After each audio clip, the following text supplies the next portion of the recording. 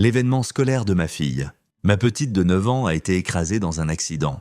Le médecin a dit qu'elle avait besoin d'une opération vitale immédiatement. J'ai appelé sa mère, elle a ri et m'a dit « Ne me dérange pas, je suis en rendez-vous galant. Si elle meurt, envoie-moi un texto. » L'hôpital ne pouvait pas attendre sa signature.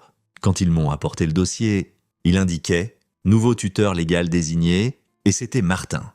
Mais avant de commencer, veuillez aimer et vous abonner à la chaîne et nous aimerions savoir de quelle partie du monde vous nous rejoignez.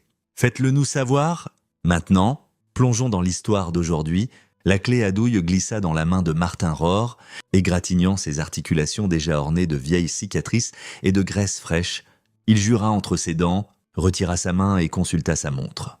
Tchatandiaroir Bessid. S'il partait maintenant, il arriverait à l'école primaire de Brookfield avec 10 minutes d'avance. « Jamais » appela-t-il en s'essuyant les mains sur un chiffon qui avait peut-être été bleu autrefois. « Je m'en vais. Ferme si je ne suis pas de retour à 17h Tiara. » Son assistant leva les yeux de sous la Honda Civic, une expression confuse traversant son jeune visage. « Patron, vous ne partez jamais tôt le jeudi ? Jean a sa journée sportive. » répondit Martin, enlevant déjà sa chemise de travail et attrapant celle propre qu'il avait accrochée à la porte du bureau ce matin-là. Il lui avait promis d'être là. Jimmy hocha la tête, comprenant soudain, tout le monde à l'atelier savait pour Jean. Il savait que Martin l'élevait presque seul, qu'il arrivait tous les matins à 6h30 sans faute, qu'il travaillait jusqu'à 18h, parfois plus tard, mais quand Jean avait besoin de lui, le garage pouvait attendre. Martin traversa les rues calmes de Brookfield avec les vitres baissées, laissant l'air printanier chasser l'odeur d'huile de moteur et de liquide de frein qui imprégnait tout ce qu'il possédait. Les maisons ici étaient des modestes, bien entretenues, le genre de quartier où les gens se saluaient et connaissaient les noms de leurs voisins. Il avait grandi à 3 pâtés de maison de son garage, qu'il avait repris de son père 10 ans plus tôt. Quand les mains du vieil homme avaient enfin lâché, c'était une bonne vie, prévisible, un travail honnête qui payait les factures et mettait de la nourriture sur la table. Du moins l'avait-elle été avant que le divorce ne complique tout. Il se gara sur le parking de l'école primaire et trouva une place au fond. À travers la clôture grillagée entourant la cour de récréation, il pouvait voir que la journée sportive avait déjà commencé. Des cônes orange vif marquaient les parcours de relais. Des enseignants en t-shirt jaune assortis criaient des encouragements. Les enfants couraient, riaillant, tombaient et se relevaient, leur voix portée par le vent comme une musique. Martin balaya la foule du regard et la repéra presque immédiatement. Jean se tenait avec sa classe de CE2, attendant son tour pour quelque chose. Elle était petite pour ses 9 ans, avec des cheveux noirs tirés en queue de cheval et les yeux verts de sa grand-mère. Elle portait le t-shirt blanc qu'ils avaient décoré ensemble la semaine précédente avec des marqueurs pour tissu, son dessin, un arc-en-ciel qui s'incurvait sur les 2 côtés, avec son nom écrit en lettres violettes soignées. Elle ne l'avait pas encore vu. Martin longea la clôture pour se rapprocher, l'observant. Elle passait d'un pied sur l'autre, énergie nerveuse ou peut-être excitation. Une de ses amies lui dit quelque chose, et Jean rit, couvrant sa bouche de sa main comme elle le faisait toujours quand elle était gênée, puis elle se tourna, scrutant la foule de parents le long de la clôture. À sa recherche, leurs regards se croisèrent et tout son visage s'illumina, une joie pure, non filtrée, honnête comme seuls les enfants en sont capables. Elle agita la main, sautant un peu, criant même s'il était trop loin pour entendre clairement les mots. Martin leva la main et agita en retour. Une chaleur s'installa dans sa poitrine. Elle l'avait cherché. Louis, pas Ruth. Louis, parce que Ruth n'était pas venue aux 3 derniers événements scolaires, pas au concert d'hiver où Jean avait chanté dans la chorale, pas à l'exposition d'art où sa peinture à l'aquarelle avait gagné la 2e place, pas à la réunion parents-enseignants de février. Chaque fois, elle avait une excuse. Le travail avait duré tard, la circulation était affreuse. Elle ne se sentait pas bien, mais Martin avait vu ses stories sur Instagram. Cocktail avec des amis, dîner dans des restaurants du centre-ville. Nuit tardive qui s'étirait jusqu'au petit matin, Jean avait arrêté de demander quand maman viendrait. Elle avait appris à ne pas espérer des choses qui n'arriveraient pas. Cette pensée fit serrer la mâchoire de Martin, mais il la repoussa. Aujourd'hui n'était pas à propos de Ruth. Aujourd'hui, c'était être là, montrer à Jean que quelqu'un tenait ses promesses. La course de relais commença, l'équipe de Jean s'aligna, et quand vint son tour, elle courut de toutes ses forces, ses jambes maigres battant l'air, les bras balançant. Elle n'était pas la plus rapide, mais elle essayait dur, et quand elle tapa dans la main de l'enfant suivant, elle se plia en 2. Mains sur les genoux, respirant fort et souriant, Martin se sentit fier. Simplement comme ça, l'après-midi s'étira avec des courses à l'œuf et à la cuillère. Des lancers de ballons d'eau qui se terminèrent par des enfants trempés et hurlants. Une tire à la corde que les CM1 gagnèrent de par défaut quand la moitié de l'équipe de CE2 tomba en riant. Martin resta près de la clôture, mains dans les poches, observant. D'autres parents discutaient autour de lui, mais il se tenait à l'écart. Il n'avait jamais été bon pour les bavardages. Et après le divorce, les gens le regardaient indifféremment de toute façon, comme s'il ne savait pas quoi dire. S'il devait se mentionner Ruth, ou si cela rendrait les choses gênantes. C'était plus facile de se taire. À 15h30, l'enseignant commença à préparer l'événement final, une sorte de jeu de rotation d'équipe impliquant des drapeaux colorés et un système de haut-parleurs portables. Martin les regarda positionner le haut-parleur sur un haut-pied métallique au centre du terrain. La chose semblait précaire, équilibrée sur 3 jambes fines avec des câbles descendant jusqu'à une multiprise dans l'herbe. La classe de gens se rassembla près de l'équipement. Un enseignant expliqua les règles, gesticulant vers les drapeaux et les cônes marquant les limites. Les enfants hochèrent la tête, certains écoutant, d'autres distraits, certains avançant déjà vers la ligne de départ. Le sifflet retentit, 20 enfants surgirent en avant d'un coup, riant et criant, attrapant des drapeaux et se heurtant dans le chaos que provoque le mélange d'enfants de 9 ans et de jeux compétitifs. Martin sourit malgré lui, regardant Jean filer entre 2 garçons pour saisir un drapeau bleu, puis quelqu'un percuta le pied du haut-parleur. Cela arriva vite, trop vite pour arrêter, trop vite pour crier un avertissement. 3 enfants se cognèrent près du cadre métallique, emmêlés dans leur élan. Le pied vacilla, bascula, une des jambes s'effondra, toute la structure s'abattit comme un arbre tombant, droit sur Jean. Martin entendit son cri, avant même de réaliser consciemment ce qu'il voyait. Le son traversa tout le reste. Les rires, le sifflet, la musique encore diffusée par le haut-parleur, maintenant couchée dans l'herbe, c'était un cri d'enfant. Aïgue, terrifié, anormal, il se mit en mouvement avant que la pensée ne le rattrape. Ses mains trouvèrent la clôture et il la sauta sans ralentir. Atterrissant durement de l'autre côté et sprintant à travers le terrain, des enseignants convergeaient déjà, d'autres parents accouraient de différentes directions, mais Martin arriva le premier. Jean gisait coincé sous le cadre métallique, un bras piégé dessous, le visage pressé dans l'herbe. Le haut-parleur avait atterri sur son dos. Elle ne criait plus, elle émettait de petits halètements, essayant de respirer sans y parvenir. Enlever ça d'elle, Martin tomba à genoux, les mains déjà tendues vers le cadre. Un enseignant attrapa l'autre côté, et ensemble ils le soulevèrent. Le métal était plus lourd qu'il n'y paraissait, malcommode et encombrant. Mais l'adrénaline le rendit gérable. Ils le dégagèrent et le posèrent de côté. Jean gisait immobile. Ma chérie, les mains de Martin planèrent au-dessus d'elle, effrayée de toucher, effrayée de ne pas le faire. Jean, tu m'entends ? Elle essaya de se retourner, gémissant. Son visage était pâle, les yeux flous. Quand elle le regarda, elle ne sembla pas le reconnaître au premier abord. « Papa !» murmura-t-elle, puis ses yeux se révulsèrent. « Jean !» Elle s'affaissa dans ses bras alors qu'il la soulevait. Elle était si légère, trop légère. Sa tête bascula contre son épaule et sa respiration semblait superficielle, rapide, anormale. Quelqu'un appelle une ambulance. Un enseignant criait dans son téléphone. D'autres voix se chevauchèrent, posant des questions, donnant des ordres, pleurant. Martin ignora tout. Il porta Jean vers le parking, se déplaçant vite mais prudemment, soutenant sa tête d'une main. Son t-shirt blanc, celui avec l'arc-en-ciel qu'ils avaient fait ensemble, avait une tache sombre s'étendant sur le dos, du sang.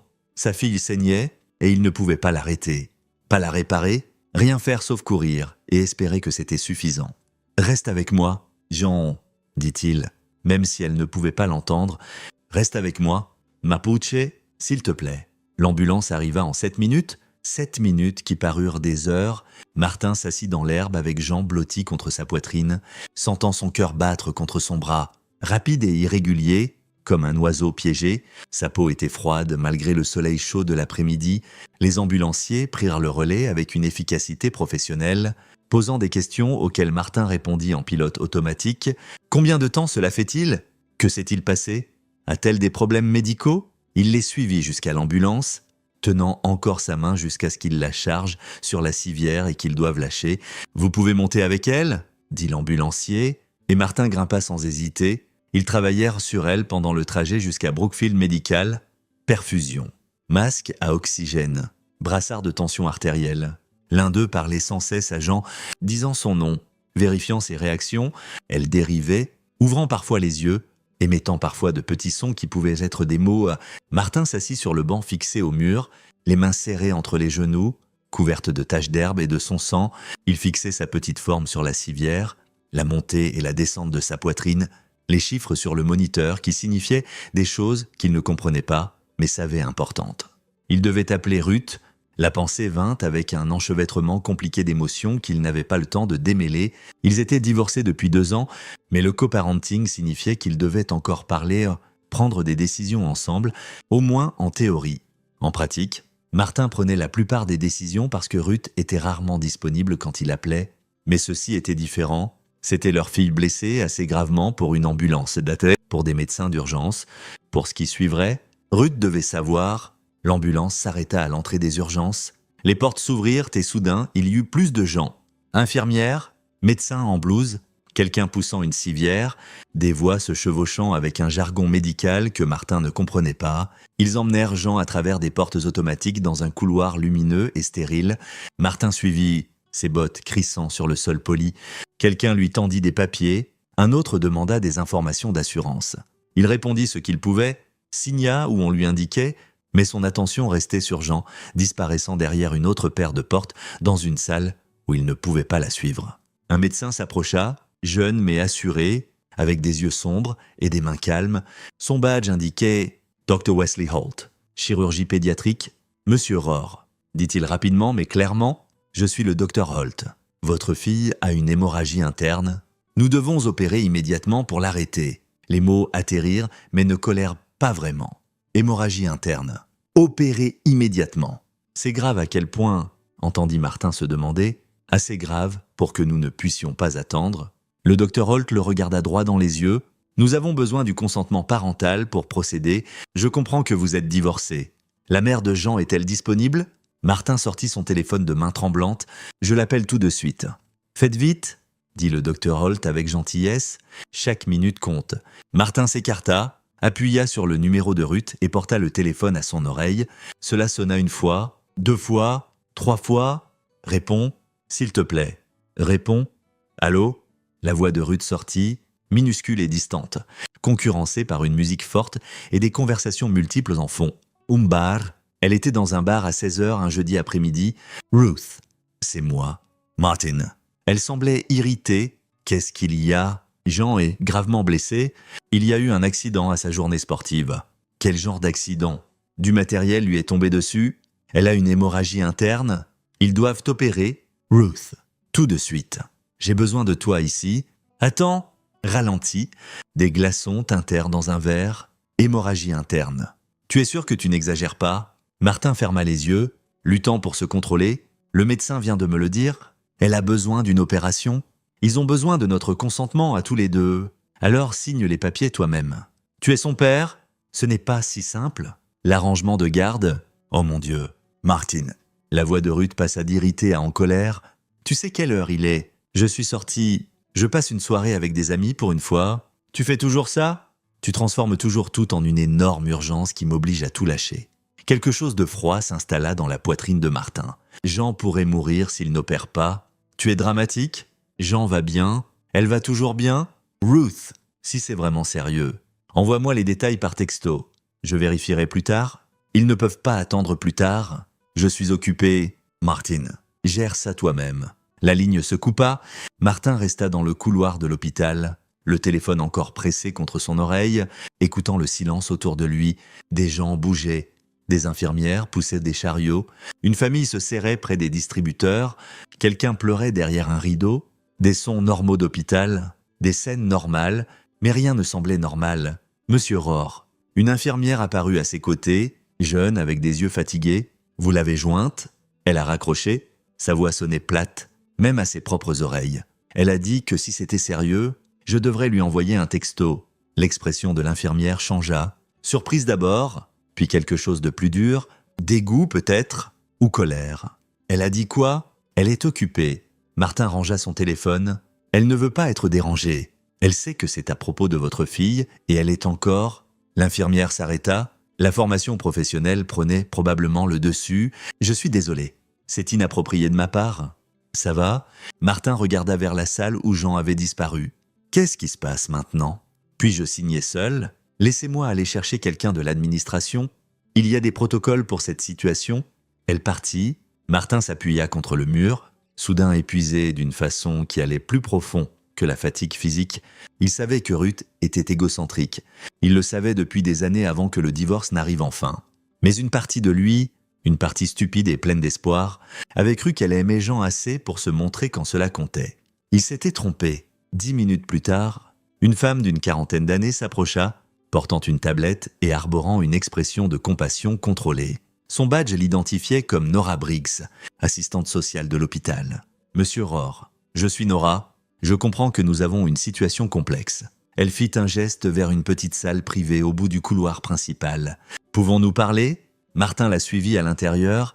La pièce était petite et simple. 2 chaises, un bureau, une boîte de mouchoirs sur le rebord de la fenêtre. Nora s'assit et ouvrit sa tablette. « J'ai été briefée sur l'état de votre fille et votre appel téléphonique avec votre ex-femme. » Elle leva les yeux, le regard stable et gentil.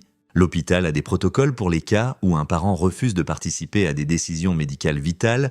Avec votre permission, j'aimerais contacter un juge pour vous accorder une tutelle d'urgence temporaire. Combien de temps cela prendra-t-il ? 25 minutes si nous avons de la chance. Peut-être moins. Les doigts de Nora glissèrent sur l'écran de la tablette. Le fait que votre ex-femme ait explicitement refusé de venir à l'hôpital après avoir été informée de blessures potentiellement mortelles répond aux critères légaux de négligence. Un juge peut vous accorder l'autorité unique pour prendre des décisions médicales concernant Jean. Et si le juge dit non, cela n'arrivera pas. La voix de Nora était assurée. Nous avons la documentation de votre appel. Tous les appels d'urgence sont enregistrés. Les mots exacts de votre ex-femme. Son refus de venir. Sa déclaration que vous devriez gérer ça vous-même. Combiné à l'état critique de votre fille. N'importe quel juge approuvera cela immédiatement. Martin sentit quelque chose céder en lui. Pas exactement du soulagement. Plutôt une acceptation de quelque chose qu'il avait évité depuis longtemps. « Faites-le », dit-il. Nora passa l'appel. Martin s'assit dans la petite pièce, l'écoutant expliquer la situation à qui que ce soit à l'autre bout. Termes légaux, termes médicaux, horodatages et déclarations enregistrées. Elle parla avec l'efficacité coupante de quelqu'un qui avait déjà fait cela, qui savait exactement quels détails comptaient et lesquels non. 18 minutes plus tard, elle raccrocha.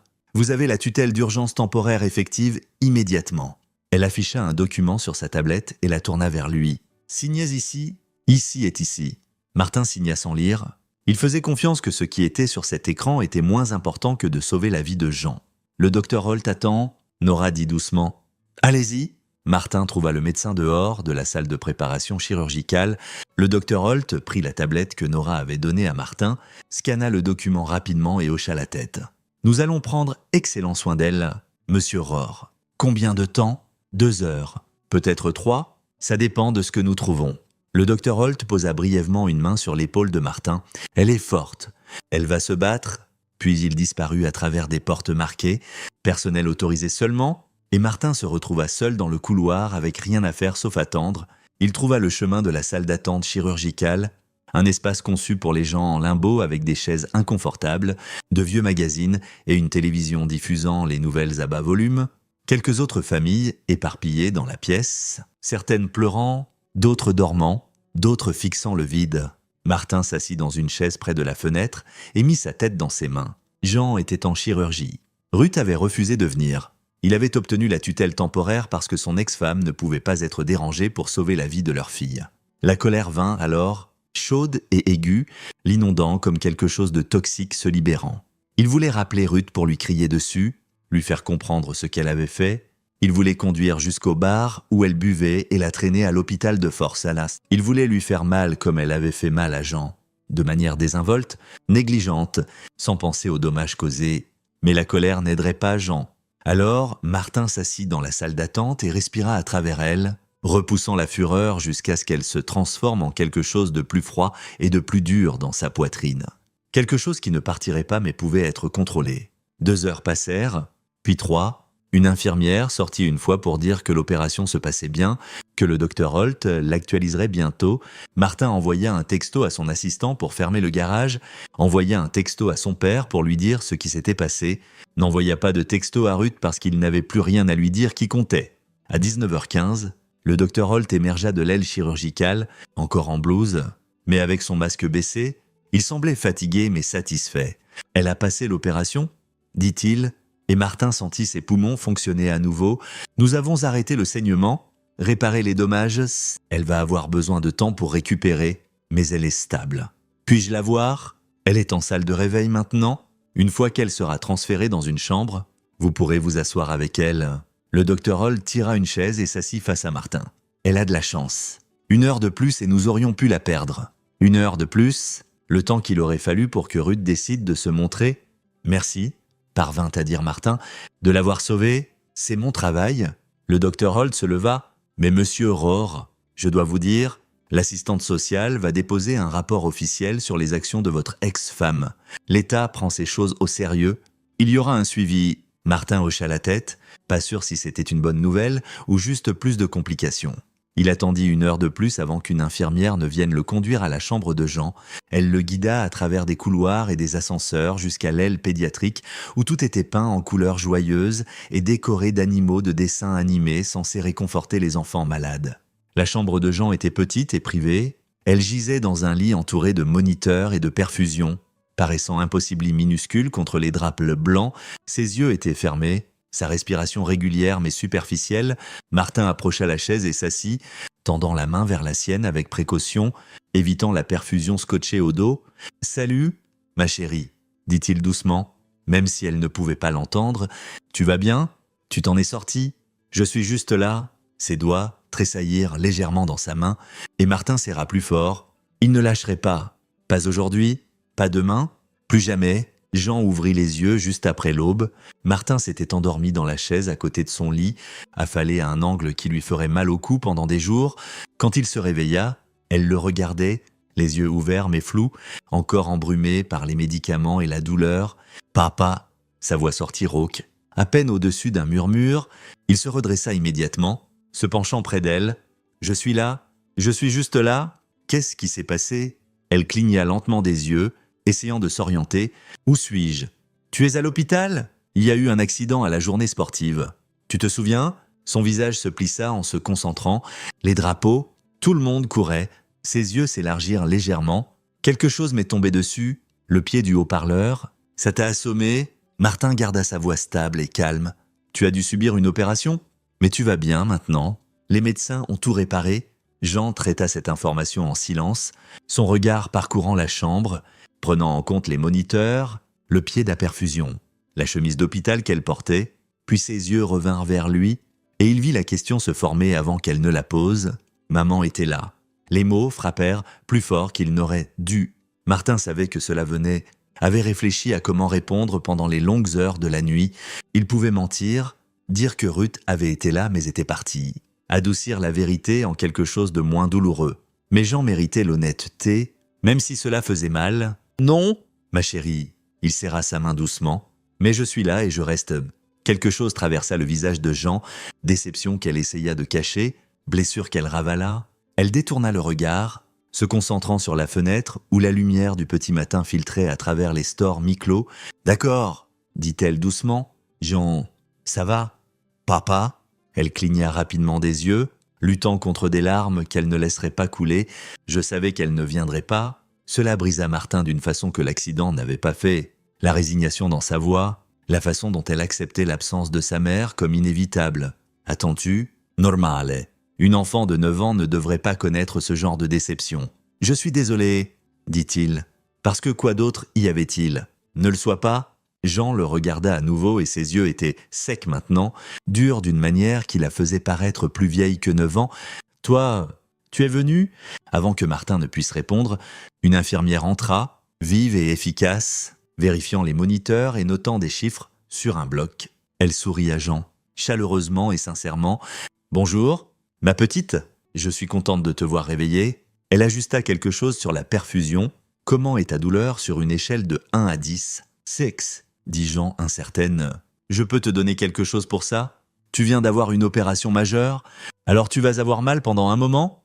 Mais on va te garder confortable. » L'infirmière nota, puis se tourna vers Martin. « Le docteur Holt passera vers 8 heures pour la vérifier. Nora Briggs veut aussi vous parler, Monsieur Rohr. » Martin hocha la tête. « Je serai là. » Après le départ de l'infirmière, Jean se rendormit, tiré par les médicaments et l'épuisement.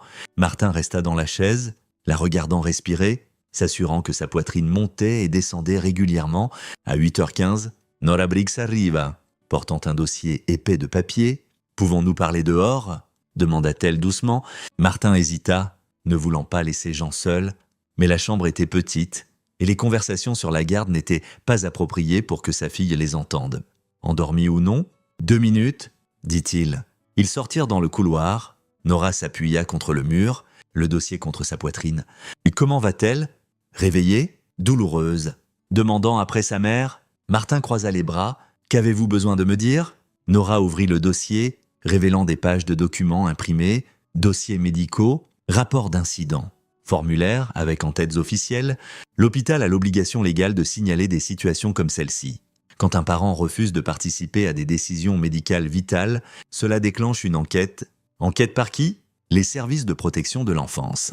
Ils interrogeront vous et votre ex-femme, examineront l'historique de Jean, détermineront s'il y a un pattern de négligence.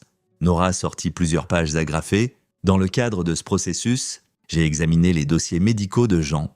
Pas seulement d'hier, des 5 dernières années. Quelque chose dans son ton fit redresser Martin. Qu'avez-vous trouvé? Rendez-vous manqué? Retard de vaccination? Une fracture qu'elle a subie il y a 2 ans que votre ex-femme n'a pas signalée pendant 3 jours.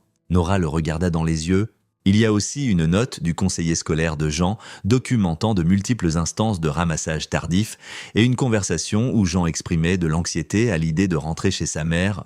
Martin se sentit malade. Je ne savais pas pour la plupart de ça. C'est courant dans les situations de divorce. Un parent assume que l'autre gère les choses correctement. Ce n'est pas votre faute, Monsieur Rohr. La voix de Nora était douce mais ferme. Mais le pattern est préoccupant. Combiné à l'incident d'hier, les services de protection de l'enfance recommanderont probablement une évaluation de garde. Ce qui signifie quoi? Un examen formel de la situation de vie de Jean. Entretien, visite à domicile, évaluation psychologique. Le but est de déterminer où Jean sera la plus en sécurité. Nora ferma le dossier. Je ne peux pas vous dire quel sera le résultat, mais basé sur ce que j'ai vu, je vous conseille de tout documenter, garder des traces des absences de Ruth, de ses appels manqués, de tout comportement préoccupant. Si cela va au tribunal, vous aurez besoin de preuves? Martin regarda vers la chambre de Jean, vers sa fille, allongée dans un lit d'hôpital parce que sa mère ne pouvait pas être dérangée pour répondre à un appel. « Je documenterai tout », dit-il.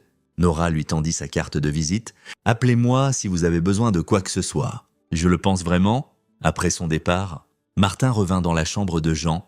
Elle dormait encore, roulée sur le côté avec une main glissée sous l'oreiller. Il s'assit à nouveau dans la chaise et sortit son téléphone. Il devait commencer à garder des traces, être minutieux et méthodique à ce sujet, parce que si cela allait en évaluation de garde, il voulait être prêt. La journée suivante passa lentement. Le docteur Holt vérifia l'incision de Jean, la déclara en bonne voie de guérison et dit qu'elle pourrait rentrer à la maison dans 48 heures si elle continuait à s'améliorer.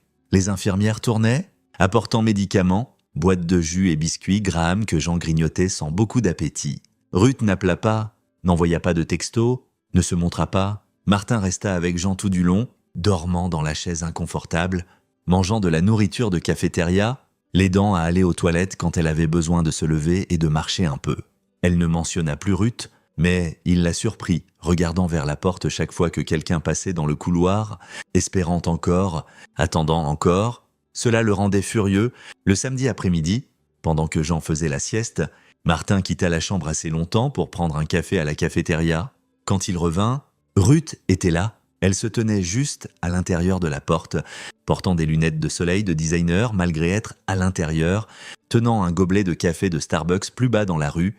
Elle semblait parfaite, coiffée, maquillée impeccablement, vêtue de vêtements qui coûtaient plus que ce que Martin gagnait en une semaine. Elle regardait la forme endormie de Jean avec une expression difficile à lire. Pas tout à fait inquiète, pas tout à fait indifférente, quelque part mal à l'aise entre les deux. « Depuis combien de temps es-tu là ?» demanda Martin, gardant sa voix neutre. Ruth se tourna, et même derrière les lunettes, Il pouvait voir son irritation. Je viens d'arriver. La circulation était affreuse. C'est samedi après-midi. Il n'y a pas de circulation. Eh bien, j'avais des choses à faire d'abord. Elle fit un geste vague avec son gobelet. Comment va-t-elle? Elle a eu une opération pour réparer une hémorragie interne. Elle a failli mourir. Comment penses-tu qu'elle va? La bouche de Ruth se serra. Ne commence pas avec moi, Martin. Je suis venu. Non, 2 jours plus tard. J'étais occupé. C'est ta fille. Et tu agis comme si je ne me souciais pas d'elle. La voix de Ruth monta légèrement. Je m'en soucie, mais tu transformes toujours tout en une énorme urgence. Comment étais-je censé savoir que c'était vraiment sérieux cette fois? Martin la fixa, genuinement perplexe. Je t'ai dit qu'elle avait une hémorragie interne. Je t'ai dit qu'elle avait besoin d'une opération. Quelle partie n'était pas claire? Tu as dit que tu avais besoin de moi là-bas. Ce que tu dis toujours, même quand c'est quelque chose que tu peux gérer toi-même. Ruth posa son café sur le rebord de la fenêtre, croisant les bras sur la défensive. C'est pour ça qu'on a divorcé. Martin, tu es toujours si dramatique surtout. Avant que Martin ne puisse répondre, Jean remua dans le lit. Ses yeux s'ouvrirent, se posèrent sur Ruth et s'élargirent. Maman, le comportement de Ruth changea instantanément. Elle s'approcha du lit, souriant, tendant la main vers celle de Jean. Salut, Mapuche, j'ai entendu que tu avais eu un accident. Tu vas bien? Jean hocha lentement la tête, regardant entre Ruth et Martin, confuse. Je vais bien. Quand es-tu arrivé? À l'instant, la circulation était épouvantable. Ruth s'assit sur le bord du lit, tout en sollicitude maternelle. Raconte-moi ce qui s'est passé. Martin observa le visage de Jean s'illuminer d'un espoir prudent. La vie commençait à expliquer l'accident en phrases hésitantes, et quelque chose de froid s'installa plus profondément dans sa poitrine. Ruth était bonne à ça. Bonne pour arriver tard et faire comme si elle avait été là tout du long. Bonne pour être présente 5 minutes et faire compter ces 5 minutes plus que les 2 jours d'absence. Et Jean, désespéré de l'attention de sa mère, se laisserait croire à chaque fois, avant que Jean ne puisse finir son histoire. Nora Briggs apparut dans l'embrasure de la porte. Elle observa la scène, Ruth sur le lit, Martin près de la fenêtre, Jean au milieu, et son expression resta professionnellement neutre. « Madame Rohr, dit-elle, je suis contente que vous ayez pu venir. J'ai besoin de vous parler de certains protocoles hospitaliers. Monsieur Rohr aussi. Pouvez-vous sortir un moment tous les deux? » Ruth se leva à contre-cœur. « Je viens juste d'arriver. Cela ne prendra pas longtemps, » dit Nora fermement. Ils la suivirent dans le couloir. Nora les mena à la même petite pièce où elle avait parlé à Martin auparavant, fermant la porte derrière eux. « Madame Rohr, je suis Nora Briggs, l'assistante sociale de l'hôpital assignée au cas de Jean. » Elle n'offrit pas de serrer la main. « Je dois vous informer que l'hôpital a déposé un rapport obligatoire au service de protection de l'enfance concernant vos actions de jeudi soir. » L'expression de Ruth passa d'agacée à méfiante. « Quelles actions ? Votre refus de venir à l'hôpital quand on vous a informé que votre fille avait des blessures potentiellement mortelles ?»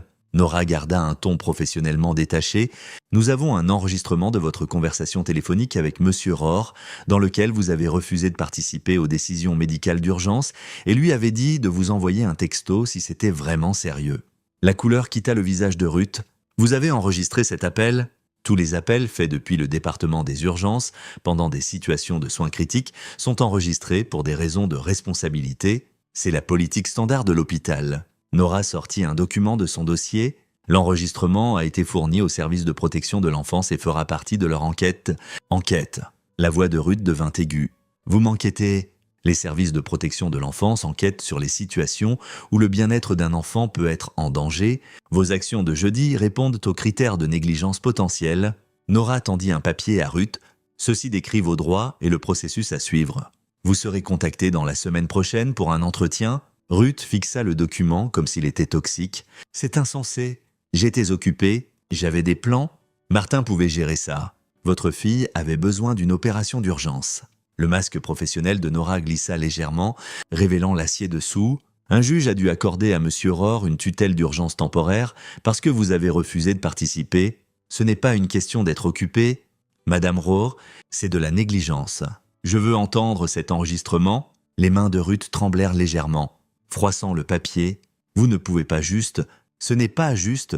L'enregistrement sera disponible via le processus d'enquête des services de protection de l'enfance. » Nora ouvrit la porte, clairement terminée avec la conversation. « Je vous suggère de coopérer pleinement avec leur enquête. » Ruth sortit en trombe, sa composure antérieure brisée.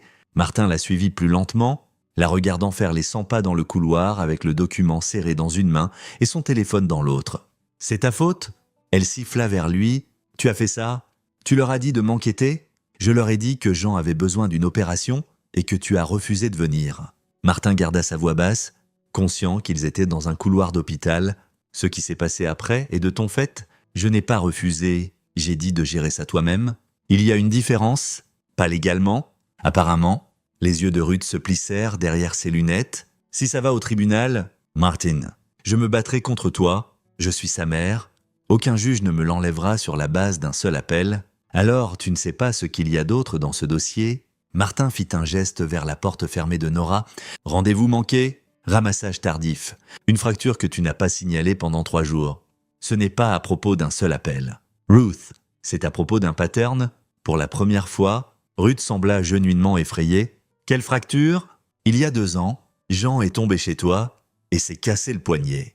Tu ne l'as pas emmené chez le médecin jusqu'à ce que j'appelle pour demander pourquoi elle n'était pas à l'école? C'était différent. Je pensais qu'elle simulait. Elle avait 6 ans. Ruth ouvrit la bouche. La referma. La combativité quitta sa posture, remplacée par quelque chose qui ressemblait à de la panique. Ils vont essayer de me l'enlever? Peut-être qu'ils devraient, dit Martin doucement. La tête de Ruth se redressa. Tu ne le penses pas? Je pense que Jean mérite un parent qui se montre, qui répond au téléphone quand elle est blessée, qui la met en premier parfois au lieu de se mettre toujours en premier. Martin sentit la colère qu'il avait réprimée pendant 2 jours monter, froide et aiguë. Je pense que j'en ai fini de trouver des excuses pour toi, fini d'expliquer à Jean pourquoi tu as manqué un autre événement, fini d'espérer que tu changes quand nous savons tous les deux que tu ne le feras pas. C'est ma fille, alors agis comme telle. Ruth le fixa et pendant un moment, quelque chose comme une compréhension passa entre eux, une reconnaissance de quelque chose qu'ils avaient évité depuis des années. Puis elle se tourna et s'éloigna, ses talons claquant contre le linoléum, sans regarder en arrière. Martin resta dans le couloir un long moment, respirant à travers l'adrénaline, laissant son rythme cardiaque ralentir, puis il revint dans la chambre de Jean. Elle était réveillée, regardant vers la porte avec des yeux inquiets. « Où est maman? Elle a dû partir ?» dit Martin, s'asseyant à nouveau dans sa chaise. « Mais je suis encore là. » Jean hocha la tête, acceptant cela comme elle avait accepté tout le reste.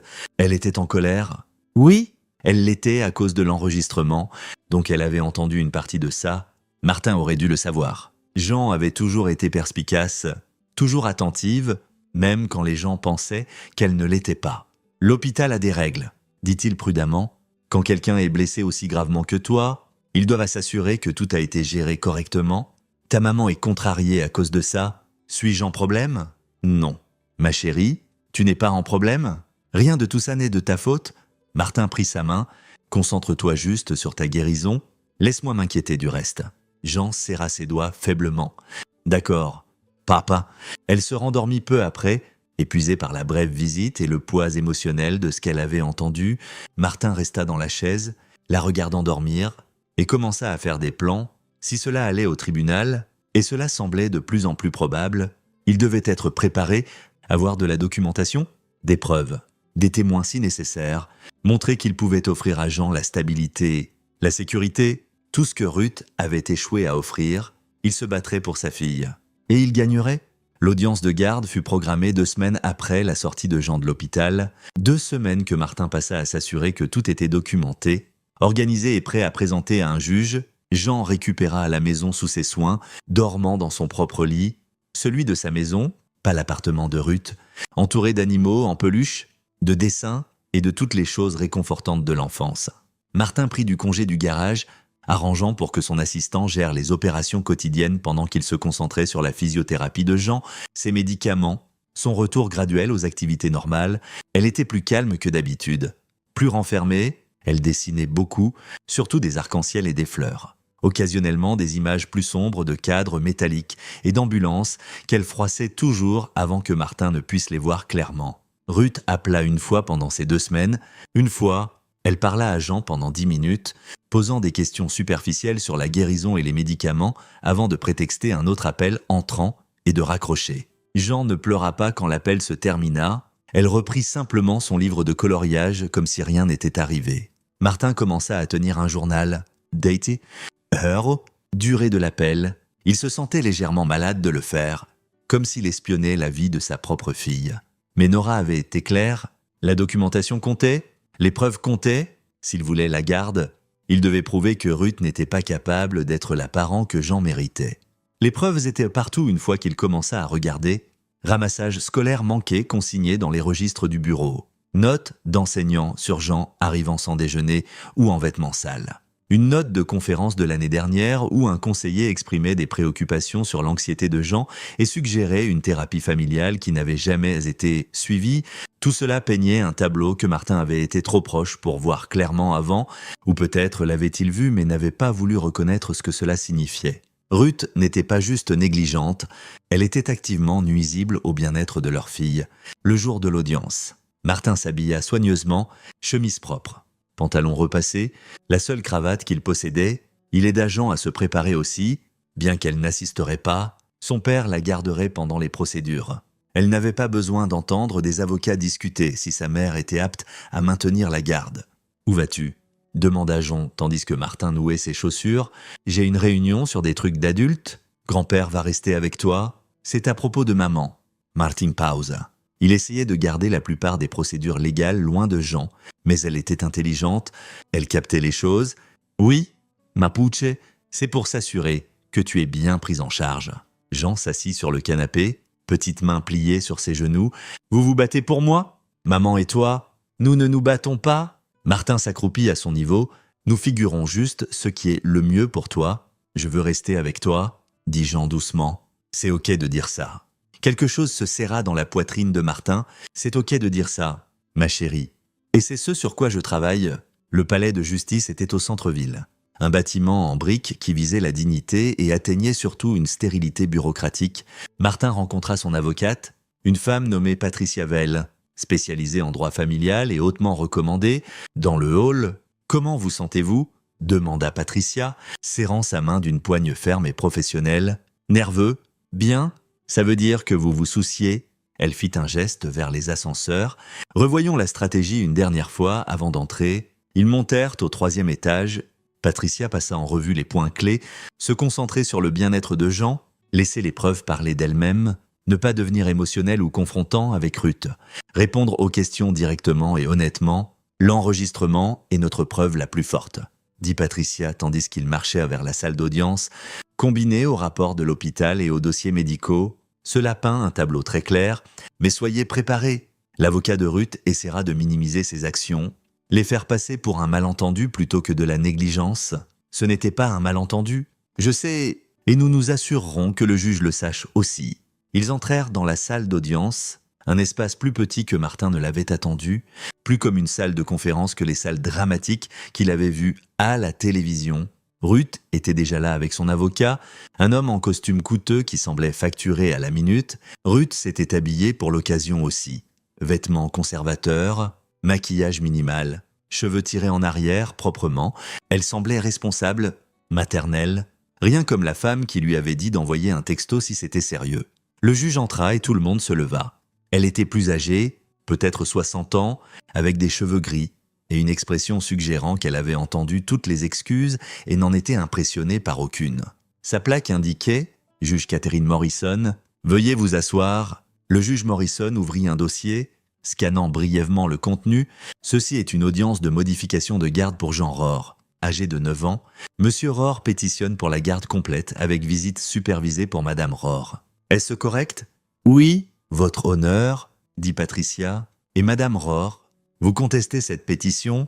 L'avocat de Ruth se leva. « Oui, votre honneur, nous croyons que la pétition de Monsieur Rohr est basée sur un incident unique qui a été exagéré. J'ai lu le rapport de l'hôpital. » Le juge Morrison regarda par-dessus ses lunettes vers Ruth. « Madame Rohr, vous avez été contactée par téléphone et informée que votre fille avait des blessures potentiellement mortelles nécessitant une opération d'urgence. Est-ce exact ?» L'avocat de Ruth toucha son bras, murmura quelque chose. Ruth hocha la tête et se leva. « Votre honneur, j'étais sortie quand j'ai reçu l'appel. C'était bruyant et je n'entendais pas clairement.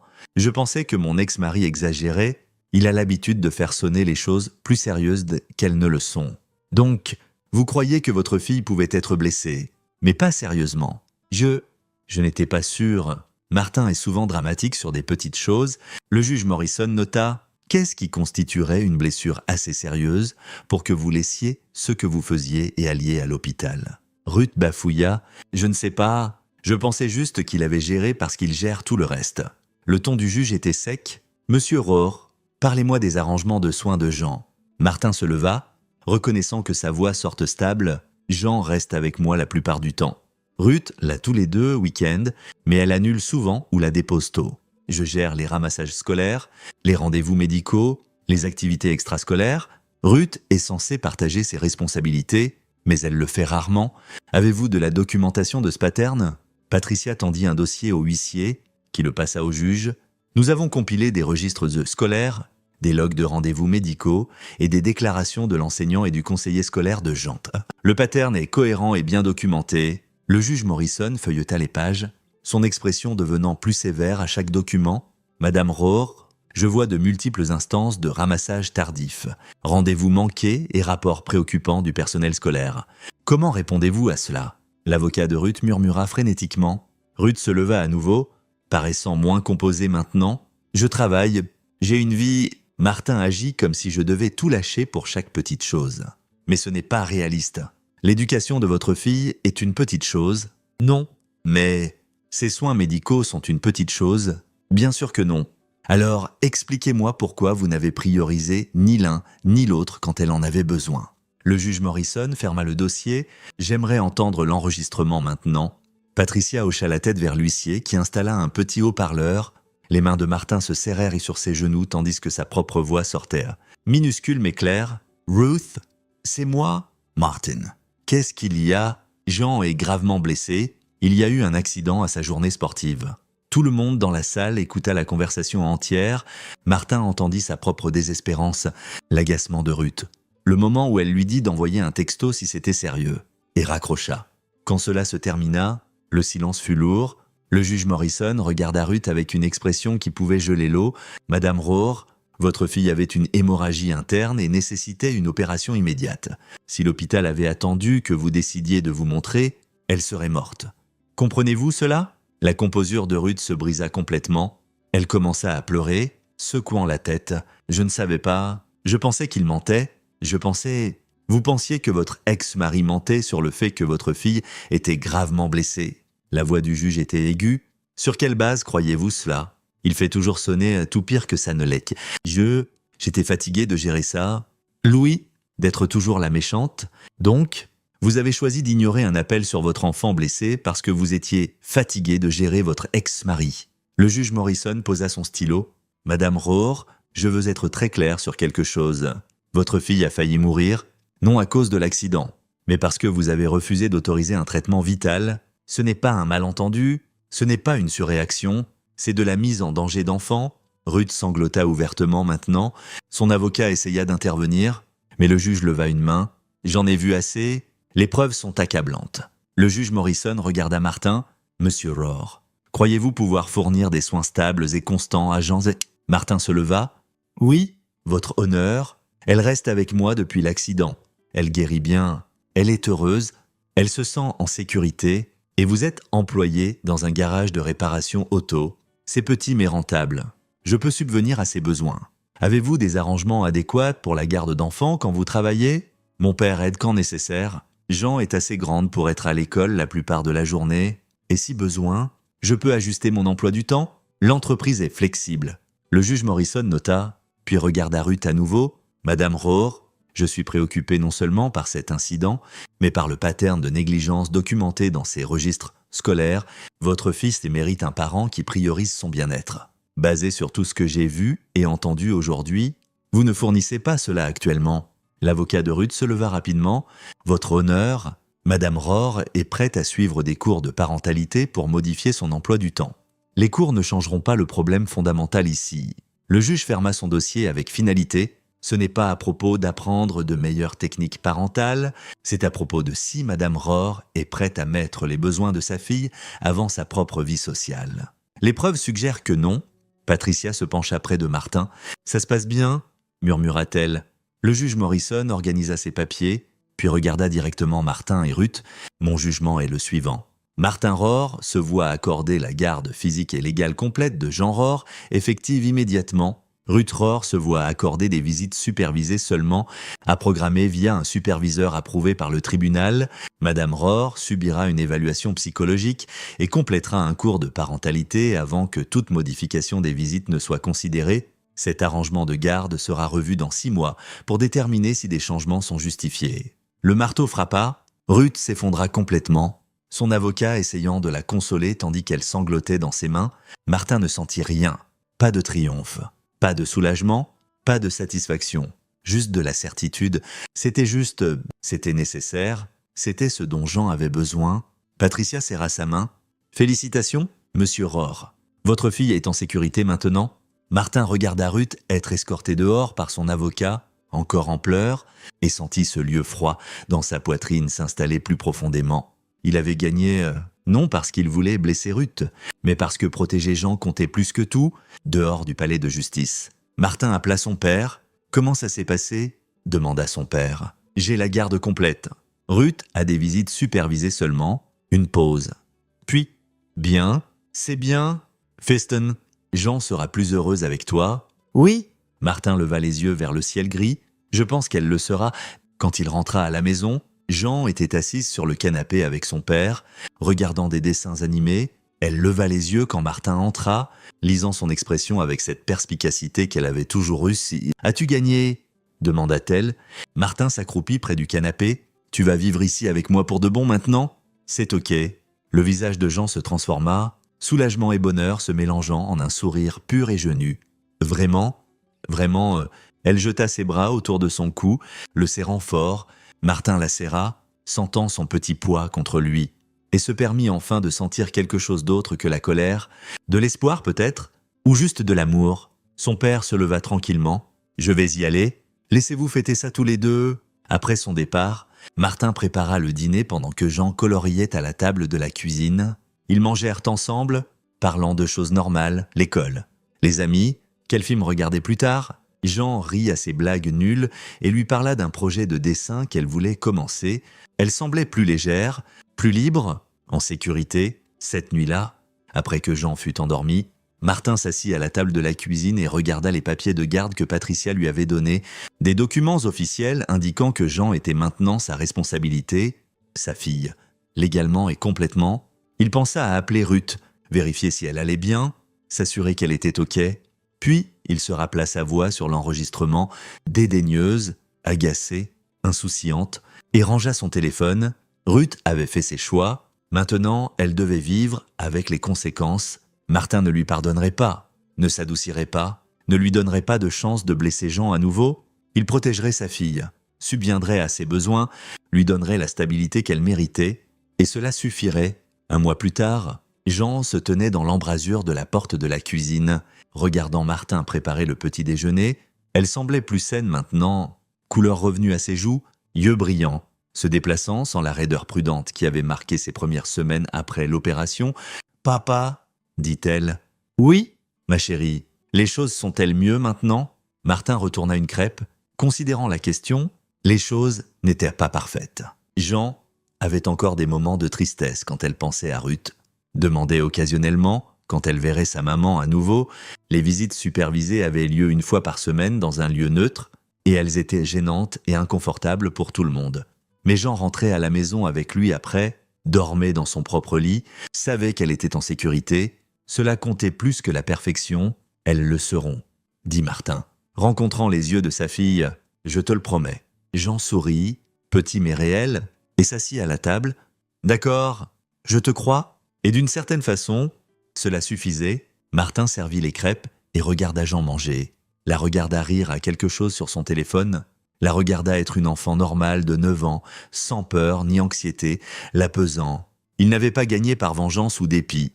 Il avait gagné parce qu'il avait arrêté d'espérer que Ruth change et commençait à faire ce qui devait être fait. Il avait protégé sa fille comme elle le méritait depuis le début, et pour la première fois depuis des années, leur maison semblait stable, calme. Saine, une vraie famille.